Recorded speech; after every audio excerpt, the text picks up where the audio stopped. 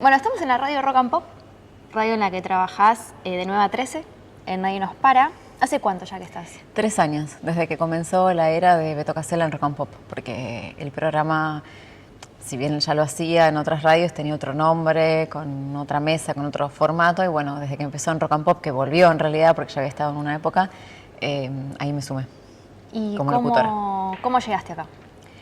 La verdad que por casting, me llamaron para pedirme un audio, un casting, 2 días antes que empezara el programa, porque no estaba previsto que hubiese una locutora, y bueno, después ocurrió la idea de poner unas noticias en el programa, porque al principio no iba a tener. Bueno, se incorporó la idea de las noticias, buscar a una locutora, alguien que yo conozco acá sugirió mi nombre.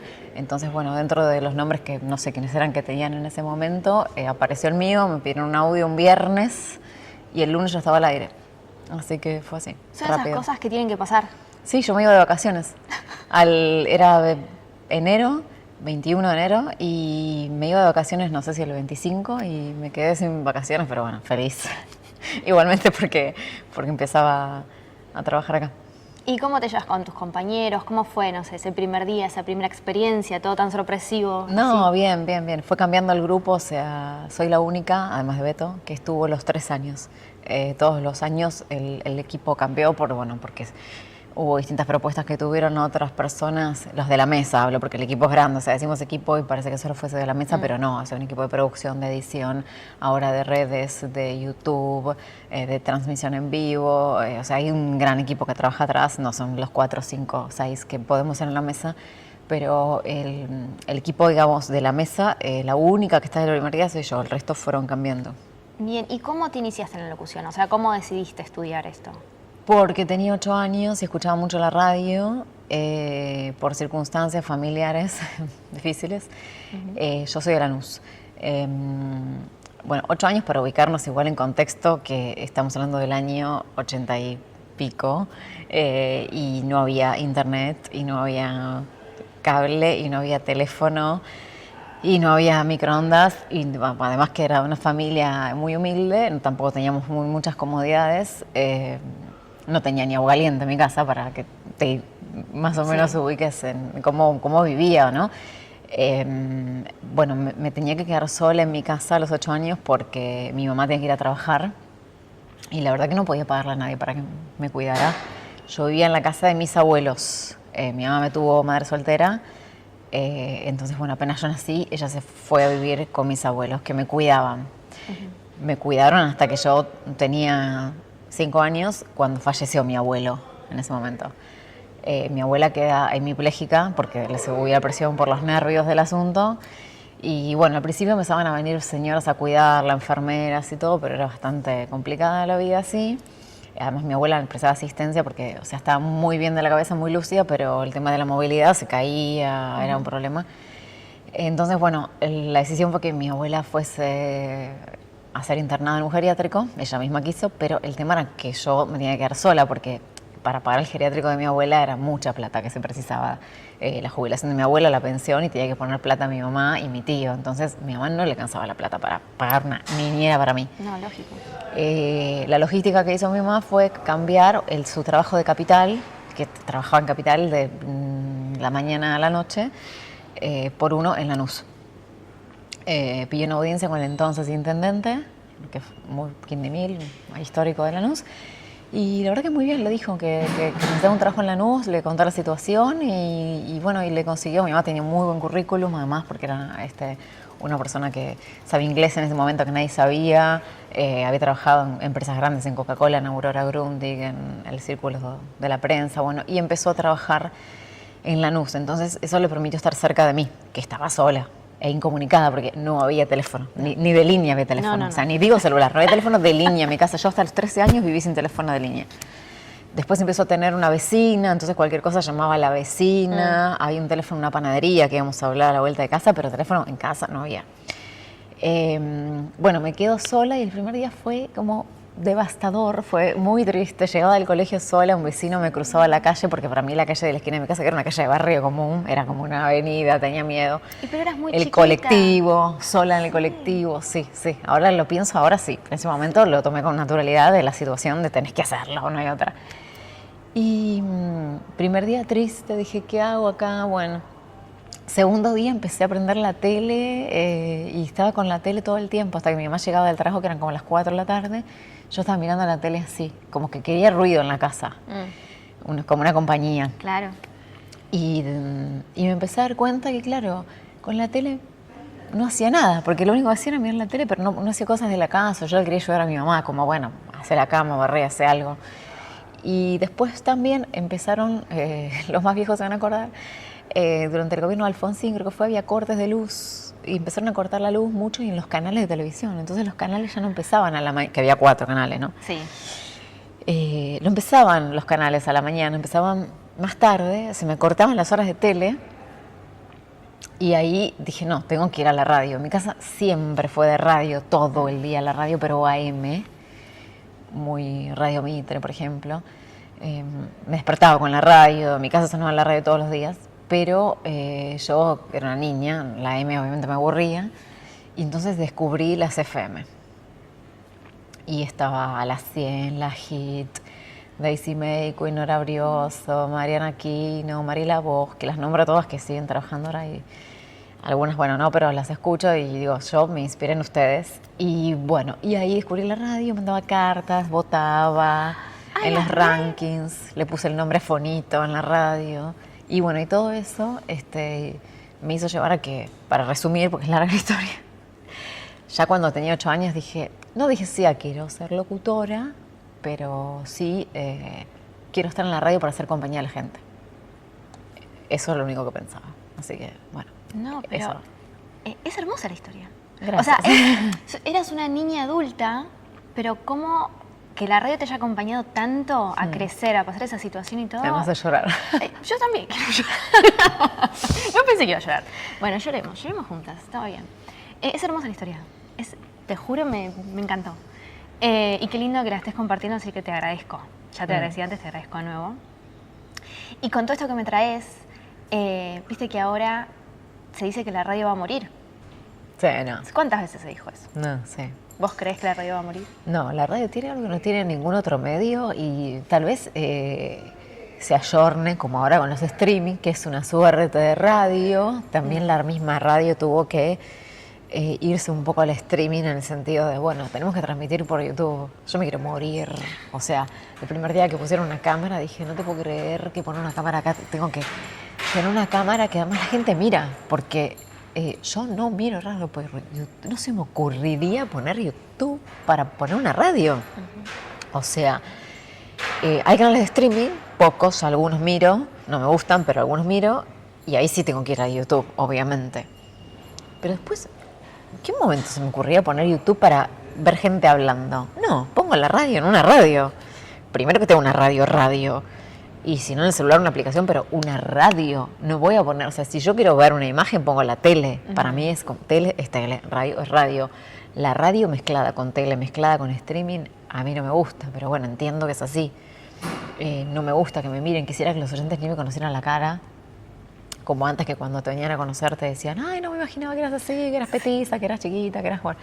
Te imaginaba de otra manera. Genial, porque se incentivaba la imaginación, la magia que tenía la radio de hacerte generar mundos. Mi mamá, yo venía de una época de la radio con oyentes participativos que mandábamos cartas y que estabas esperando que te leyeran tu carta. Esa era mi época. Y mi mamá venía de una época del radioteatro, donde contaba una historia y vos estabas así esperando y creyéndote que había viento y eran 2 tipos abanicando un papel. Esa magia se perdió. Y ahora además el oyente te escribe a vos directamente. Antes te llamaban a la radio, mandaban una carta, un mensaje. Ahora te escriben a vos directamente en las redes o llaman al WhatsApp de la radio y es todo inmediato, y si no contestás se enojan. Y antes, bueno, no teníamos ansiedad antes, porque sacabas una foto y esperabas el rollo que revelabas y venía después de un mes tal vez. Añoro esos tiempos, o sea, no quiero quedarme nada y todo tiempo pasado fue mejor, pero añoro esos tiempos de radio magia. Por eso a la tarde en 13F Radio, que estoy en la radio de la Municipalidad de 3 de febrero, disfruto enormemente no tener cámaras y describirle al oyente lo que estamos haciendo, porque ahora también estamos tanto con YouTube que caemos en las palabras que no describen imágenes. De estar pensando, ay, mirá cómo puso la mano, o ay, mirá lo que hizo, ay, mirá ese video. Y hay gente que todavía no se escucha en radio. De hecho, nuestro público es muy de los tacheros, los camioneros, nos escuchan por la radio. Y yo a veces me enojo conmigo misma, aunque creo que lo controlo muchísimo, de no pensar que todos están viendo lo que estoy mostrando en YouTube, sino de escribir los objetos, o si estoy poniendo una cara yo o un compañero mío, digo, uy, mira la cara que puso y digo el adjetivo, porque no doy por sentado que todos están por YouTube. Exacto. Eso es un fenómeno. El otro fenómeno es que eso en Continental lo aprendí. Yo antes había hecho radios locales, me dirigía a un público local, como pensando que me están escuchando de Buenos Aires. Cuando empecé en Continental, que fue mágico para mí ese programa y esa radio, me llamaban de arriba del tractor, del campo, o me llamaban de otras provincias. Entonces aprendí que no tengo que dar por sentado que todos conocen Buenos Aires. Ahora peor, ahora te escuchan de otros países.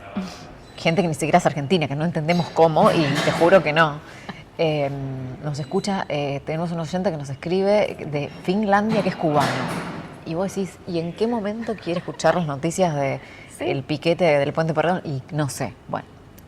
Entonces, también aprendí y trato de cuidar en ese sentido de cuando estoy diciendo, por más que diga algo obvio, sí, porque al lado de Casa Rosada, la Recoba, en Plaza de Mayo, y no sé si todos fueron a Plaza de Mayo, o decir acá cerca, Sí, que porque es no acá es, cerca. no es, la acá cerca no es, sí, acá nomás de donde estoy yo, pero no todo el mundo no le queda acá cerca. Siempre obviamente estamos en Buenos Aires y damos los datos de Buenos Aires y lo que más hablamos es de Buenos Aires, pero a veces yo misma como que me castigo porque digo, ay, cuando digo el boleto de colectivo, qué caro que cuesta, 500 pesos, y decís, no. Si sale 1.200, 1.500, 1.900 en otros puntos del país, no puedo decir qué caro que cuesta. O sea, porque sé que me están escuchando de otro lado, que me están diciendo qué barato, ojalá me salieran 1.500 pesos. Sí. Entonces, bueno, como que el pensamiento federal y hasta global, te diría ahora, y el pensar que tienes una cámara enfrente son cosas que todavía me lo tengo que recordar. Cada vez que se prende la luz me tengo que recordar que me están escuchando en otros lados. No, y aparte me gustaba eso que decías de seguir describiendo las cosas y lo que está pasando en ese lugar que los oyentes no están viendo. Sí. Eso es buenísimo, eso porque es verdad, yo escucho la radio en el colectivo y no estoy mirando YouTube, estoy escuchando la radio y es verdad, si no me describís lo que está pasando, lo que estás agarrando, no sé... Pero a veces piensa me más en qué pierdo. poner de imagen, porque de hecho Claro. la radio desde que empezamos ya cambió las cámaras un montón de veces para hacerlas cada vez mejor. Ahora en YouTube no solo se pone la imagen nuestra, sino que se ponen zócalos con noticias, se ponen imágenes de la ciudad de Buenos Aires, se pone la temperatura, o sea, cada vez se agrega más como si fuera un canal de televisión. Bueno, pero yo lo que noto diferente entre los canales de streaming y las radios que transmiten por YouTube o con imagen es que el canal de streaming sí se está transformando más en la tele, lo cual sería, la verdad que yo lo veo como algo negativo, porque justamente está buena la diferenciación, porque la tele es muy fría, pero la radio, más allá de que tenga imagen, todavía tiene esa calidez, todavía tiene esa cercanía con el oyente, tiene como esa comunidad.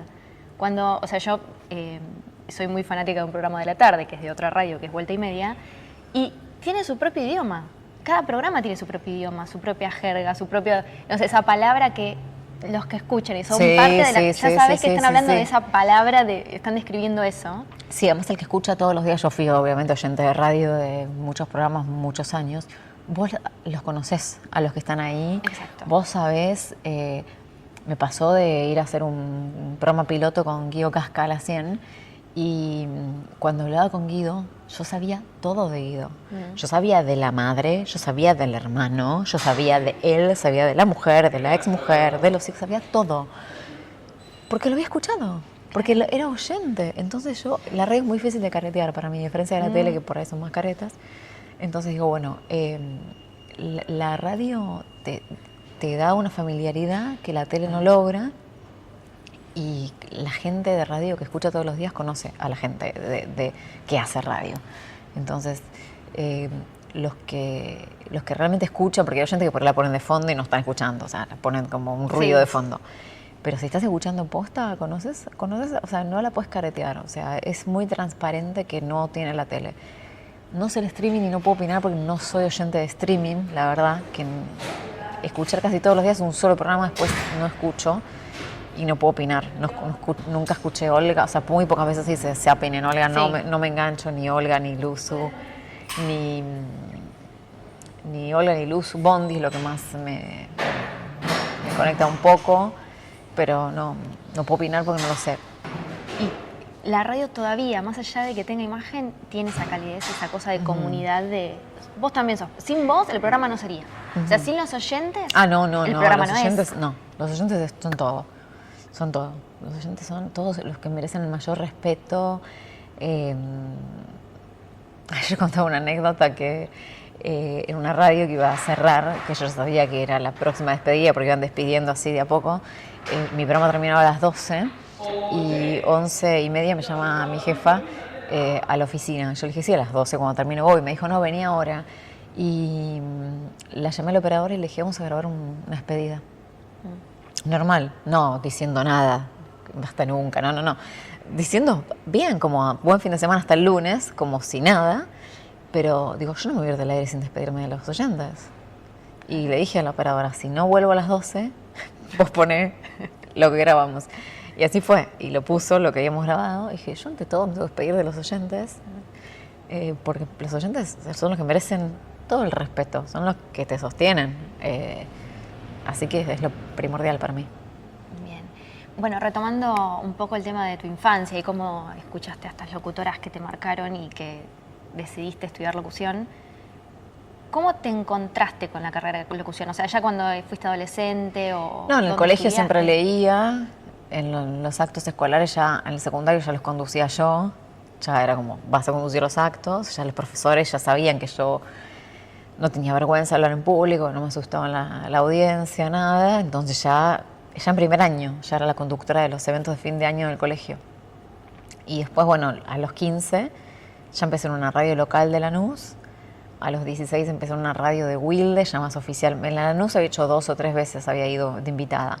En Wilde empecé a tener mi primer programa a los 16, que ahí fue un programa que me hicieron hacer de los Beatles, y yo ni conocía a los Beatles casi, y me hice fan de los Beatles a partir de eso. Y después, ya a los 17 lo único que pensaba era quiero terminar el colegio para ir a estudiar locución. Entonces ya a los 17 empecé a como prepararme, de hecho entré al liceo a los 18 años, que en ese momento era muy difícil. Nadie entraba a los 18 años, muchos rendían varias veces para entrar y eran 3.000 inscriptos en ese momento y 60 vacantes. Y yo no tenía plan B porque no podía pagar por la misma historia, ¿no? Y ya en ese momento había empezado a trabajar, ya en quinto año he empezado a trabajar, pero era eso que era público o listo, no podía ir a pagar COSAL, ETER u otro instituto privado, o sea, tenía que ser lo público. Bien, y entraste de una. Entré en el 99, sí. Recibí el 19 de diciembre de 2001, mientras en Plaza de Mayo estallaba todo. Ese día me entregaron el diploma. Tuvimos un triste recuerdo de la fecha, sí. Ese día, 19 de diciembre del 2001. Qué loco, cómo la radio te marcó la vida. No, es todo para mí, es el amor de mi vida.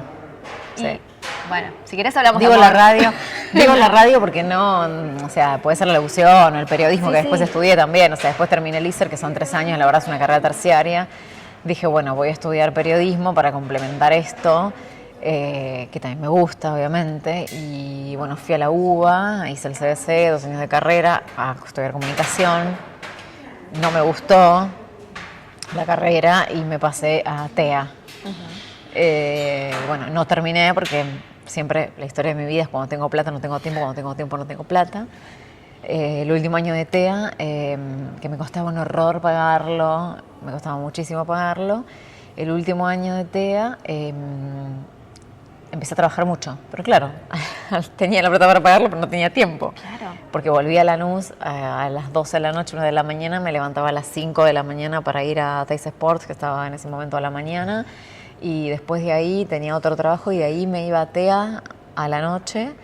Traté de cambiarme a la tarde para mejorar las cosas, pero bueno, no pude, medio año me faltó, o sea, no terminé periodismo y la colgué la carrera. Y después cuando se me ocurrió volver a estudiar, porque siempre quiero estudiar algo, al final me decidí por estudiar algo que me diera dinero, que no es ni la locución ni el periodismo, y no se lo recomiendo a nadie, perdón. Y bueno, fui a ser el profesorado de inglés. ¿Pero ejerciste como profe? Particular, en la pandemia. La pandemia me salvó el profesorado de inglés dando clases online, sí. Y volviendo un poco a tu historia, que vos me decís que te crió tu mamá como madre soltera. Sí. Bueno, entiendo que eso fue lo que te llevó a la búsqueda de tu papá y a ser parte de la ONG Encontrarnos. Sí, de los 14 años, cuando me enteré la historia, porque a los 14, si bien de chica había un montón de situaciones que no me cerraban, mi mamá me dice que mi papá había muerto, pero bueno, murió, bueno, está bien, de chiquita lo crees, pero después no tenés una tumba, no tenés una partida de función, no tenés una foto, no tenés familiares, no tenés nada, por más que todo tenga una respuesta. Mi mamá era muy inteligente, por ahí me daba respuestas a todo, que era mentira obviamente, porque no quería que lo encuentre. Tenía razón, lo descubrí hace poco, pero bueno, yo lo quería encontrar.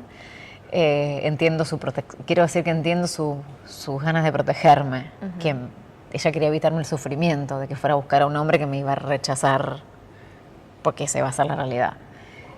Pero bueno, no está bien ocultar. A los 14 años ya empiezo a buscar posta, con la guía. Había una guía de teléfono antes. Con la guía de teléfono. Sí, porque no había internet. Claro, sí. Con una guía de teléfono empecé a buscar a quien suponía que era mi papá, que era el señor Corral. Cuando encuentro al señor Corral con la guía de teléfono, él se encuentra conmigo y me dice que no es mi padre.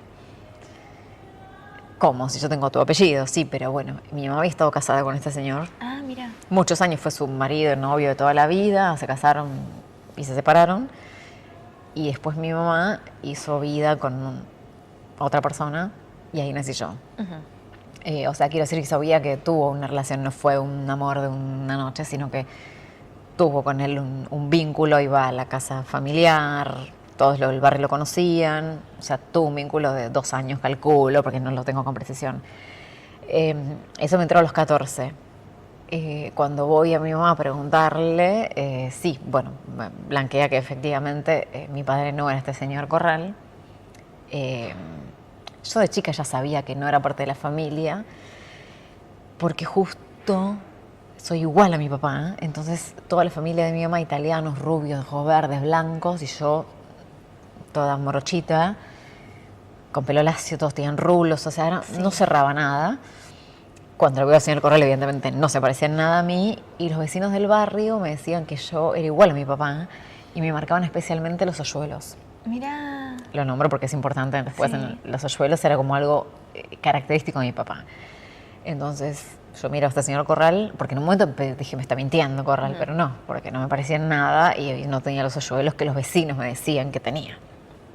Porque a todo esto ya había preguntado a todos los vecinos de Lanús, que igual no querían hablar del tema porque esto es un secreto de los barrios que guardan, que no deberían guardar más, ningún barrio debería guardar secretos porque hacen mal, hacen muy mal. Entonces, voy a resumir porque son 25 años de búsqueda. A los 14... ¿25 años? Sí. A los 14, bueno, termino un poco de buscar ahí porque ya mi mamá me da un nombre anotado en un papel. Entonces tampoco le creía a mi mamá, porque no era un papel oficial, de un documento, nada, era un papel escrito a mano así. Y era un nombre además muy común, o sea que tampoco buscando ese nombre común lo iba a encontrar. Insisto, no había internet. Me olvido del tema y siempre, bueno, no me importa, pero vuelve el tema 1000 veces más. Pero particularmente en 2003 se me ocurre ir a Abuelas de Plaza de Mayo. Bueno, voy a Abuelas de Plaza de Mayo, me encuentro en la CONADI, que es la Comisión Nacional de Derecho a la Identidad, con, no me acuerdo el nombre de pila, la hija de Estela Carlotto, creo que es Susana, bueno. Me encuentro con ella, también no había internet, volvemos a lo mismo, ¿no? O sea, no había WhatsApp, toda la comunicación era por teléfono de línea. Sí. Recién empezaban en ese momento los mensajes de texto, porque me acuerdo que me había dicho, como era información confidencial, bueno, nos manejábamos por mensaje de texto y bueno, vení o llamame, bueno. Ahí busco a quien, sé, yo tenía el dato que era mi padre, Sí. me dan una información, pero no me hacen el análisis, porque en ese momento hacían análisis a chicos que habían nacido hasta el 78, y yo nací en el 80. Oh. Porque yo todo esto también desconfiaba que mi mamá fuese mi mamá. Claro, llega un momento que desconfiaste de Desconfiaba todo. de todo. Y dije, tal vez soy hija de desaparecidos. Bueno, Claro. entonces ahí vuelvo con el tema a buscar. En ese año empecé a buscar, empiezo a trabajar en lo que era una empresa de telefonía móvil, Movicom, busco al que yo creía que era mi papá, encuentro el documento, era una persona con un comportamiento medio extraño, bueno, y me da que vivía en Azul, provincia de Buenos Aires, y llamo por teléfono. Llamo y me atendió primero una señora, después me atendió él, que en ese momento yo creo que en ese momento creía que no era él, ahora sí creo que fue él, Ok. que me dijo que nunca había tenido ninguna hija, y le di el nombre de mi mamá, y que mi mamá, que no la conocía a mi mamá, y que no había tenido ninguna hija, y me cortó y me dijo, y deja de molestarme porque te voy a denunciar. Eso me dio miedo. Y después también me dio miedo que la ayuda que me ofrecían en la CONADI, este organismo con el que trabaja abuelas, es que para yo poder demandar oficialmente a mi padre biológico, tenía que primero sacarme el apellido Corral. O sea, primero para hacerle una demanda por paternidad, claro. yo tenía que sacarme el Corral de encima, ponerme el apellido soltera de mi madre. Ojalá hubiera tenido el apellido soltera de mi madre desde el vamos. Pero bueno, mi mamá le dio vergüenza anotarme con el apellido soltera y tiró la libreta que tenía en ese momento y me estaba casada porque no existía el divorcio en el 80. Entonces, como estaba casada, llevó la libreta y de la vergüenza, para no anotarme de soltera, me nota con el apellido del ya ex marido. Ex marido, sí, papeles, pero Sí. separada, de hecho. Sacarme el Corral y ponerme el apellido de mi mamá, más allá del trastorno, que yo ya tenía 23 años, y hacerme todo el tramiterío de papeles, ya era un trastorno, porque no es lo mismo cambiar un apellido de un niño que una persona que ya tiene vida. Y sino que además el problema que había era que yo estaba exponiendo a mi mamá, que había hecho algo ilegal prácticamente, Claro. porque me había puesto el apellido de una persona, me había suprimido la identidad, o sea, en un momento además de época de dictadura militar, donde la supresión de identidad tomó otro valor. O sea, me había puesto el apellido de un tipo que no tenía nada que ver conmigo. Entonces, bueno, no la quise exponer a mi mamá y dije, bueno, otra vez me olvido del tema. Listo, chao, bueno. Y siempre el tema vuelve a surgir porque vas al médico y te dice antecedentes familiares de ataque cardíaco, de cáncer, y bueno, hay que contestar y es tremendo. Entonces siempre el tema te surge y bueno, ya con mi mamá fallecida, que falleció en 2018, dije, bueno, voy a volver a buscar. Y ahí cuando dije voy a volver a buscar, apareció en mi camino lo del ADN ancestral, que es hoy por hoy lo que más nos sirve para encontrar familiares. Que, bueno, hay dos empresas principales que son MyHeritage y Family Tree, que están radicadas en Estados Unidos, pero te mandan a tu casa los hisopos. Vos te pasas un hisopo por el cachete, lo pones en un frasquito, lo mandas y después por internet, en la página web, te llegan todas tus coincidencias de ADN entre todas las personas del mundo que se hayan hecho ese análisis. Wow, es tremendo. Hace poco se lo hizo Lali Espósito, que fue un poco así de revuelo, que la gente se entera que existe, porque la verdad yo tampoco sabía que existía hasta ese momento. Lo hice igual en 2021 esto. Y eso también te da tu etnia. Tu etnia significa que te dice de dónde son tus ancestros. Y eso fue clave en mi caso, porque cuando yo recibo ese análisis, empecé a comprobar que los datos que mi mamá me había soltado eran verdad. Mi mamá me decía que la familia de mi papá era de Catamarca, pero insisto, yo ya no creía nada.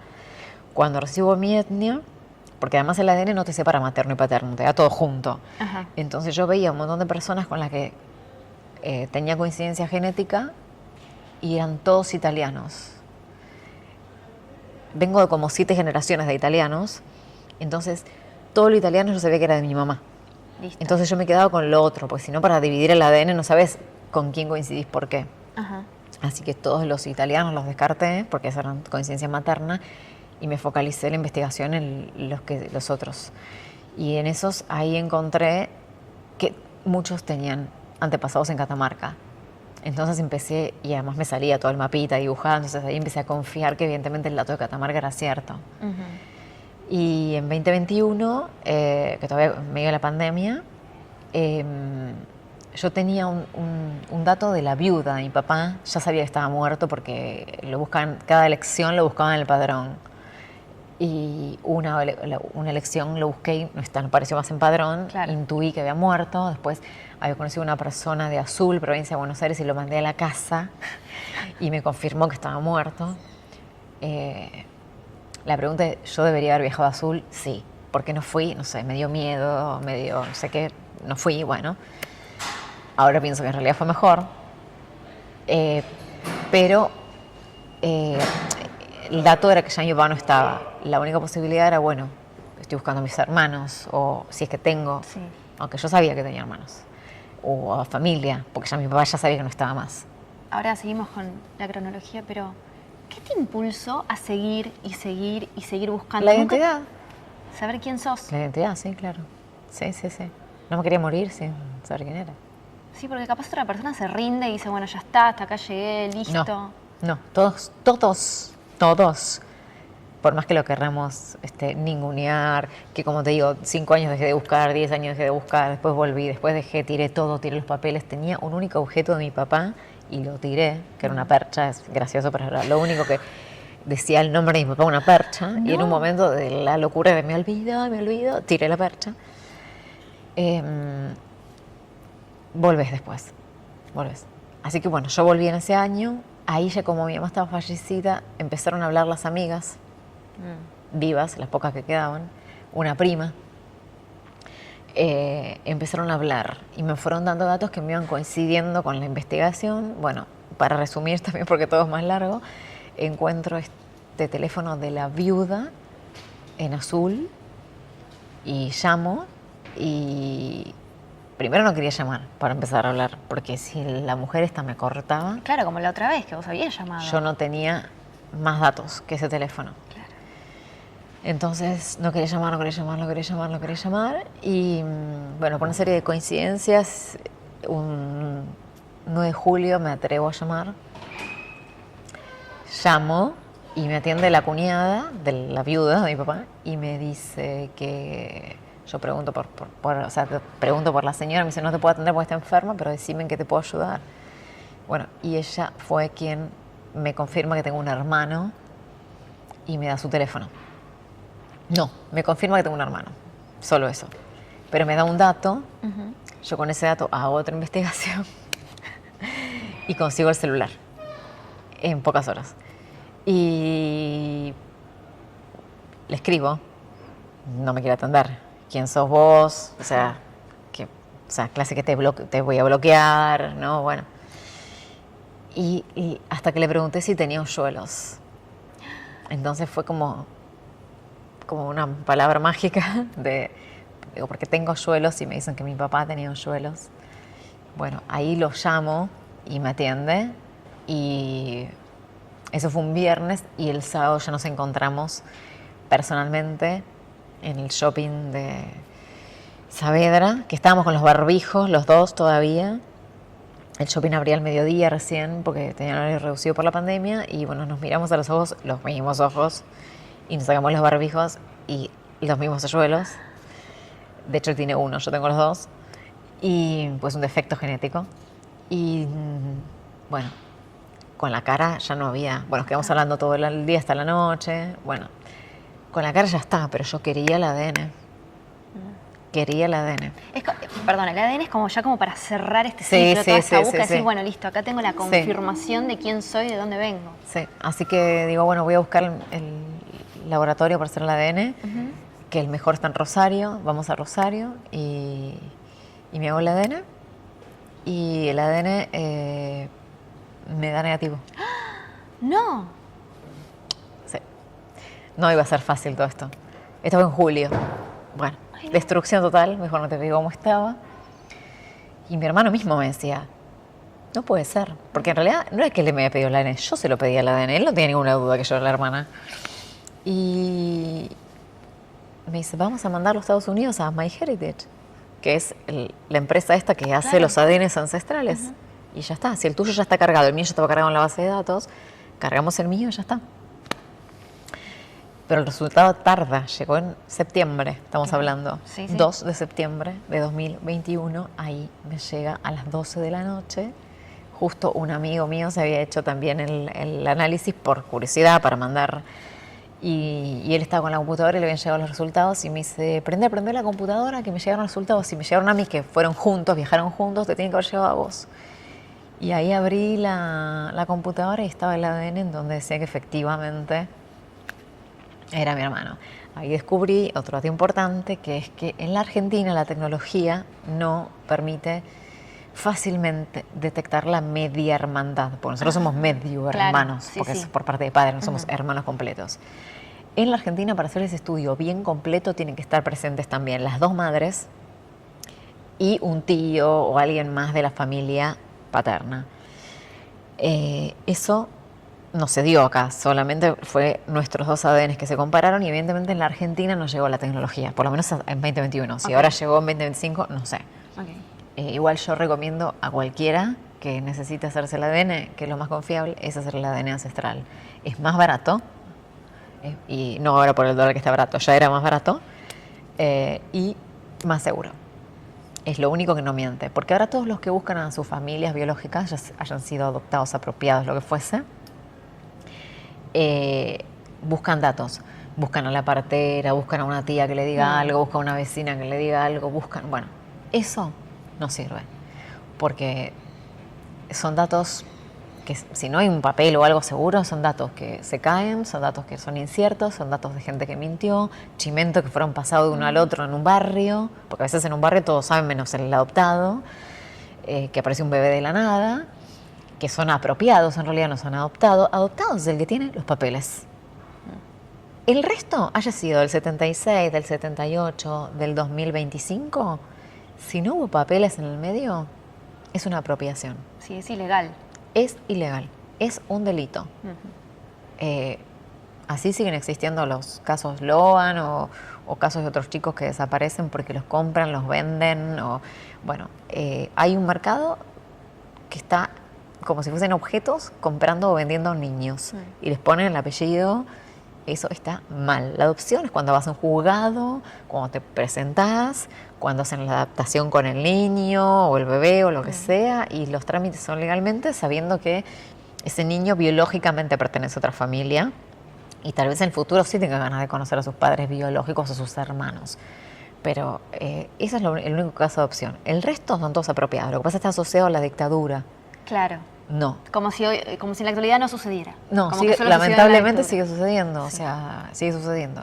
Y ahí, bueno, en este proceso de búsqueda, mientras analizaba los ADN y investigaba, mi padrino me dice que conoce a una persona que tiene una ONG que también estaba buscando su historia. Entonces es ahí cuando me conecta con una persona, María de los Ángeles, que trabajaba con su amiga Alejandra en esta ONG, Encontrarnos, que hacía muy poco que estaban formados. Y bueno, me sumo entonces a esta ONG, que en ese momento era solo por redes, y después a partir de los meses y ahora ya algunos años, ya estamos constituidos oficialmente como ONG Encontrarnos, ya estamos inscriptos todos, o sea, yo tengo un cargo que es de vocal, pero bueno, igual todos trabajamos a la par, más allá de tener un cargo o no, en la comisión directiva, que sería, o sea, todos trabajamos a la par ayudando a las personas que buscan su identidad, que particularmente no son del 76 al 83. Tal vez los del 76 al 83 tienen más ayuda porque tienen un lugar a donde recurrir, que es en la CONADI. El resto no. El resto no tiene a quién recurrir. Y también, bueno, en esa época también hay hijos que no son de desaparecidos y que también cuando vas a la CONADI y te dicen que el resultado es negativo, se terminó. Claro. O sea, cuando te mandan un mail y te dicen que el resultado es negativo, que ya te dicen no, o sea, no sos hijo desaparecido, se terminó el tema.